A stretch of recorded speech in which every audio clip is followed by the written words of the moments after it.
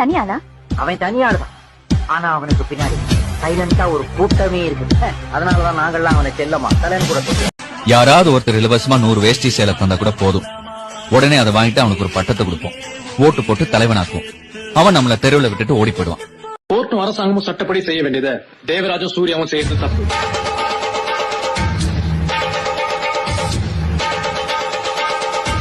எல்லாத்தையும் நடத்த முடியாது.